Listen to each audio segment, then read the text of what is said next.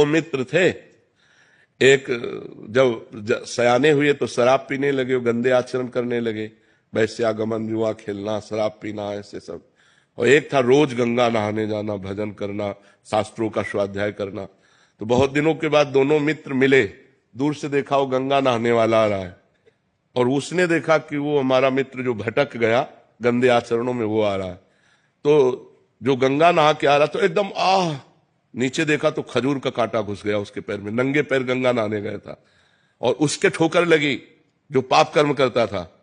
तो एक थैली मिली असरफियों की, तो उसने कहा रोज गंगा नहाता है, राम राम रटता है, क्या हुआ, देख खजूर का कांटा, मैं मनमानी आचरण करता हूं और देखिए थैली मिली। उसको लगा यार कि हम इतना संयम नियम से चल रहे हैं, हमें खजूर का कांटा इतना बड़ा होता है, इसलिए आज से मैं गंगा नहीं नहाऊंगा, भगवान का भजन नहीं करूंगा।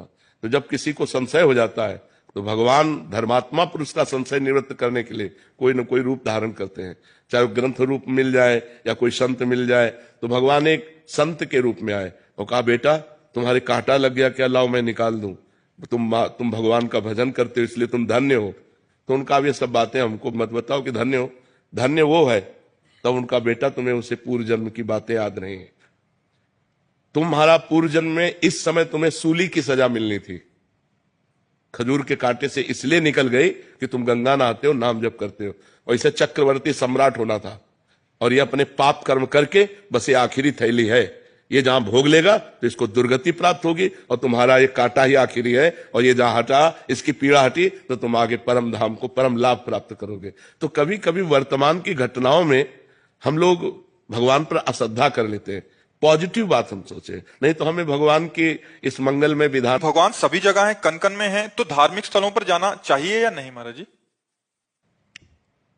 मेहंदी में लालिमा होती है ना, पर मेहंदी के पूरे पेड़ को चीर डालो, कहीं लालिमा दिखा दो तुम तुम्हें सामने, नहीं ना। उसकी एक प्रक्रिया है ना, उसके पत्ते तोड़िए, उसको बांटिए, बांट के लगाइए, आधा घंटा लगा रहने दीजिए, फिर धो दीजिए। तो आपको दूध में घी है, पूड़ी पका सकते हो, लेकिन घी है उसी में, उसकी एक प्रक्रिया है, उसको दही बनाओ, मंथन करो, मक्खन निकालो, फिर उसको तप्त करो, तब वो घी बन जाएगा। समझ रहे ना? ऐसे परमात्मा सर्वत्र है, चीर फाड़ डालो किसी को कहीं भी अगर मिल जाए तो बताओ। उसकी प्रक्रिया है साधना।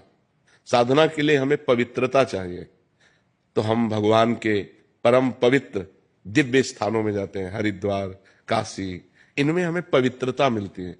जब हमारा हृदय पवित्र होता है तो हमारे अच्छे भाव होते हैं, तो वो भाव भगवान को समर्पित हो जाते हैं।